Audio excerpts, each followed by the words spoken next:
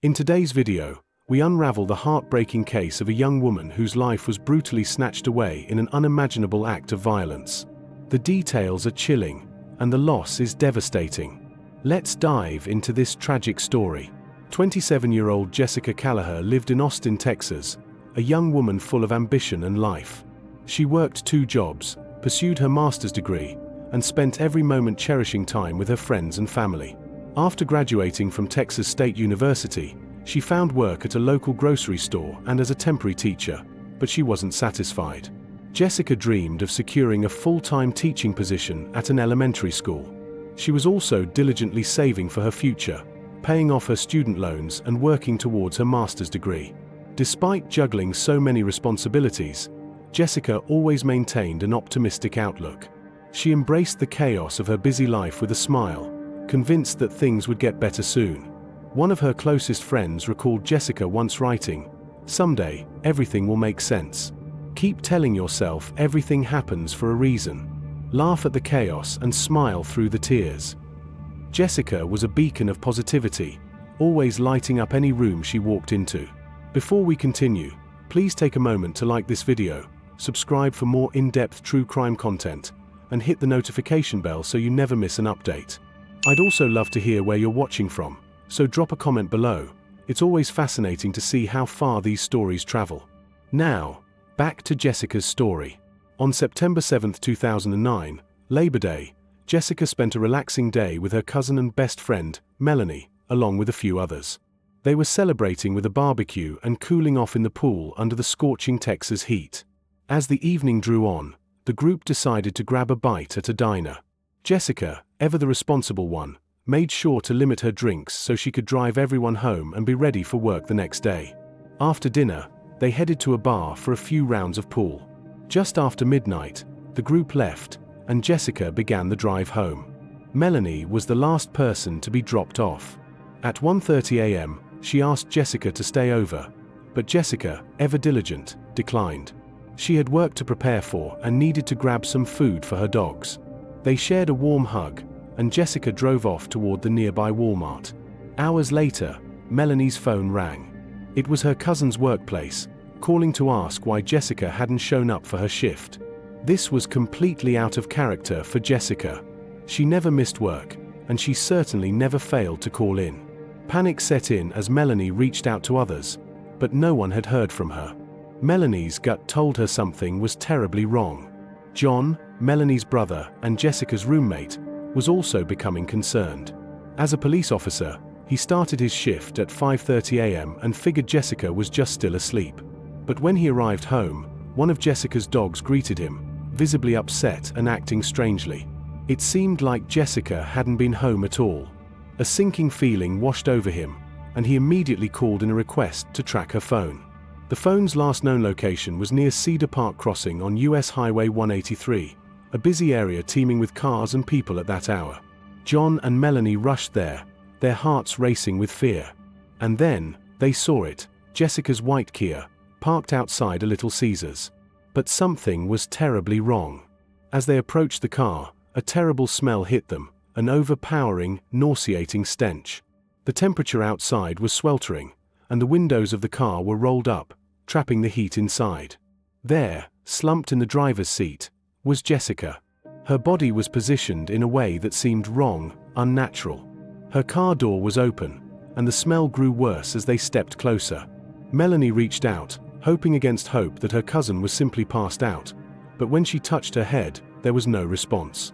The sun had scorched her skin, leaving it burned and raw. Her hair was drenched in sweat, her body still. Panic surged through Melanie as she dialed 911, her voice trembling with fear. "Hello, 911. Please. I need help at Walmart on Highway 183. My friend. I think she's passed out," she said, her heart pounding in her chest. But when the authorities arrived, it was clear that Jessica hadn't simply passed out. She had been murdered. Evidence of brutal strangulation was found around her neck. There were deep cuts, bruises, and scratches across her body, evidence of a violent struggle. The heartbreaking reality set in. This wasn't an accident, it was a calculated and brutal act of violence. Jessica's wallet, cards, and car keys were gone, but her phone remained, left behind, abandoned. It seemed like the killer wanted to destroy all traces of Jessica's life, but they overlooked that one piece. As the investigation unfolded, strange and haunting details came to light. One of the store workers recalled seeing Jessica earlier that morning. She had been crawling inside her car, naked, as if trying to dress herself. Another sighting showed her sitting outside the car, lost in her thoughts, playing with her hair. To onlookers, Jessica seemed confused, disoriented, even as though she were in a trance. The next time anyone saw her, she was dead. When the toxicology results came back, they revealed a shocking truth. Jessica had no alcohol, drugs, or medication in her system. It was as if something unseen and sinister, had taken control of her that day, clouding her mind and leading her to her tragic end. A bag of dog food in the back of her car confirmed she had been at Walmart earlier, buying food for her dogs.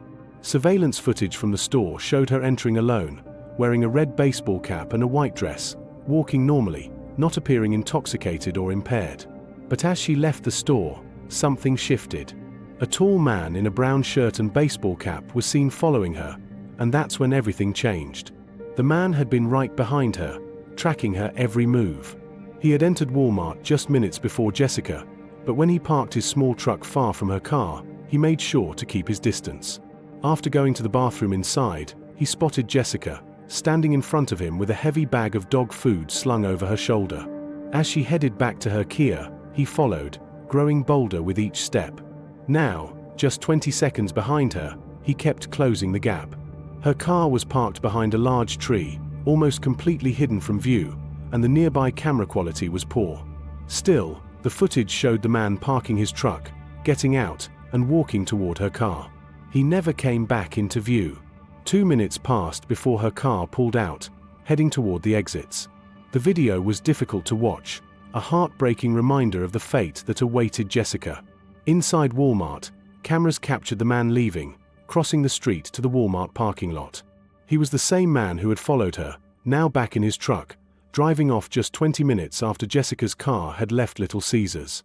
But the story didn't end there.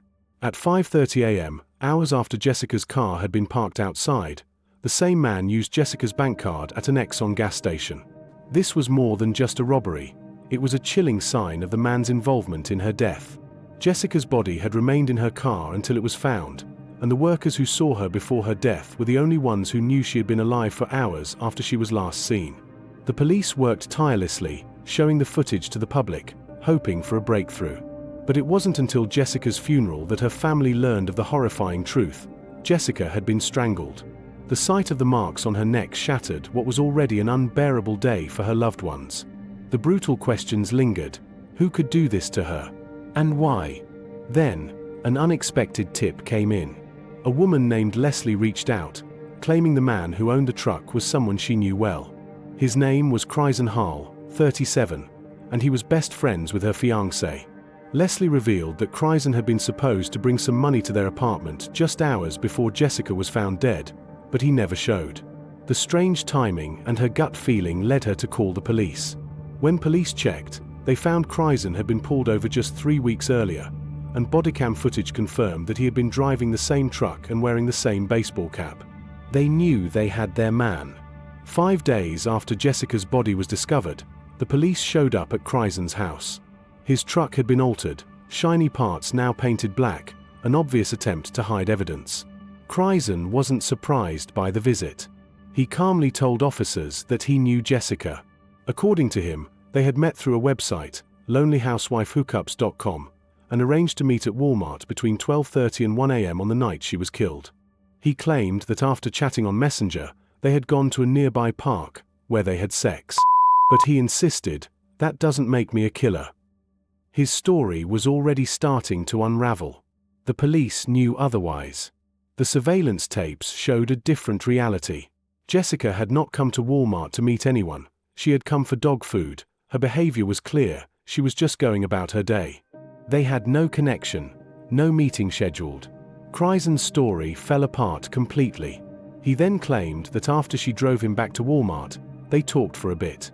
He told her about his financial troubles, and Jessica, ever generous, gave him her bank card, writing the PIN on his hand.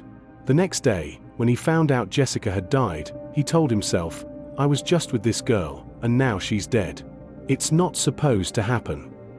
In his panic, he changed the look of his truck and discarded her bank card, afraid that someone might think he was involved. His sense of fear was palpable, but the truth was becoming undeniable. Melanie and Jessica's friends said they had no knowledge of Jessica meeting anyone that night. She had always been open and honest. If she had planned to meet someone late, she would have told them exactly who and where she was going. No one ever mentioned Kryzen. The police dug deeper. They checked both Jessica and Kryzen's phones and computers. There was no trace of any conversation between them. Jessica had never even been to the website Kryzen claimed they used to arrange their meeting. But the evidence showed a disturbing truth. Hours after Jessica's death, Kryzen had been searching for her name, reading about her, and looking at her pictures online. The case was growing darker. It seemed more and more likely that Kryzen had followed Jessica, forced himself into her car, and driven her to the park. There, he raped and strangled her, twice.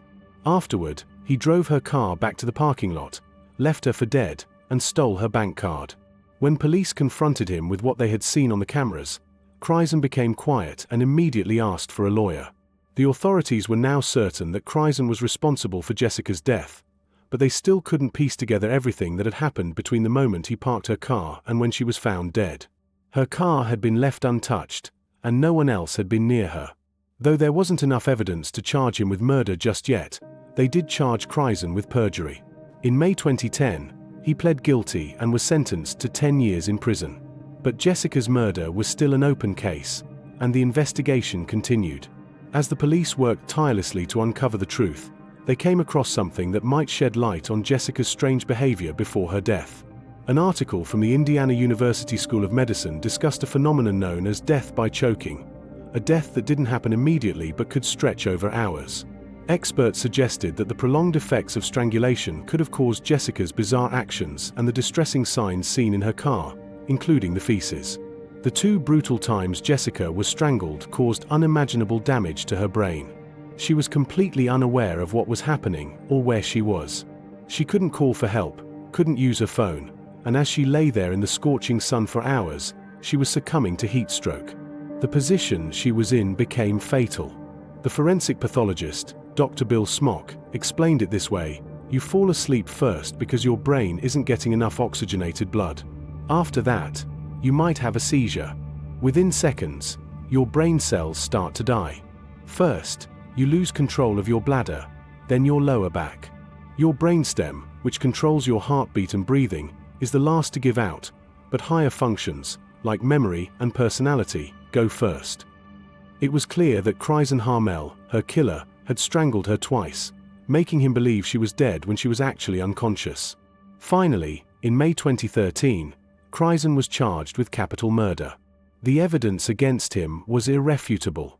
He insisted on his innocence, but expert testimony confirmed that Jessica's behavior was the result of brain damage caused by the strangulation. As Dr. Smock testified in court, "We have 2 reasons why Jessica acted so strangely. First, brain damage from the strangulation, and second, the extreme heat she was exposed to." However, Kryzen's defense tried to discredit this, pointing out that if Jessica had clawed at her attacker, her nails would have contained DNA evidence. But the defense conveniently ignored the fact that the extreme heat could have broken down any potential DNA evidence. The prosecution wasn't deterred. There was so much more: Kryzen's lies, the evidence on video, and his actions immediately after Jessica's death. Kryzen's ex-girlfriend, Elizabeth, testified that Kryzen had told her his apartment had burned down and that he had lost his phone in the fire. In reality, his phone had been confiscated as part of the investigation. He also claimed his truck had broken down, but police had already taken the vehicle. The pieces were coming together. The trial took an unexpected turn when the case ended in a mistrial. The prosecutors were accused of hiding evidence, which led to more frustration and confusion. The district attorney, Jana Doody, was later jailed for breaking a gag order and faced punishment from the State Bar of Texas for mishandling the case. Tragically, a few years later, Doody was found dead, shot in the head. In 2018, nearly a decade after Jessica's tragic death, Kryzen was retried. This time, The jury watched a video of Chrysen's second police interview. Sergeant Bond, who had investigated Jessica's murder, testified about the holes in Chrysen's story. One of the most telling inconsistencies was Chrysen's claim that Jessica had started her car when he was walking back to his truck. However, surveillance footage showed no such thing. Jessica's car hadn't moved, and her car keys were never found. As the trial progressed, the defense tried to argue that neither Chrysen nor Jessica would have been looking for each other inside Walmart, as they were supposed to meet at her car. But the prosecutors pointed out that neither of them appeared to be searching for one another when they were in the store. In the end, the jury found Chrysen guilty of capital murder. He was convicted of kidnapping, raping, and strangling Jessica. The judge sentenced him to life in prison without the possibility of parole. Even though justice had been served, it didn't bring Jessica back. Her family still felt the void. John, Jessica's cousin, expressed the pain of losing her, saying, "I really hoped that putting him behind bars would make it better, but it didn't. It doesn't change anything. She doesn't get to live, but he does." Jessica's father spoke of the irreplaceable loss, saying, "He took away my chance to walk her down the aisle. I know she would have made a great mother. I really miss her." Melanie, Jessica's best friend, reflected on how grief never truly gets easier. "Every day is different," she said. "But because of what I saw in that parking lot, the good memories often feel like they've been taken away. It will never feel like a whole day again. Something will always be missing." Jessica's life was tragically cut short, but her memory lives on in the hearts of those who loved her. Her story, and the pain of her loss, will never be forgotten. Thank you for watching. If this story touched you, please give the video a like, subscribe for more true crime content, and turn on the notification bell so you never miss an update. Until next time, stay safe and take care.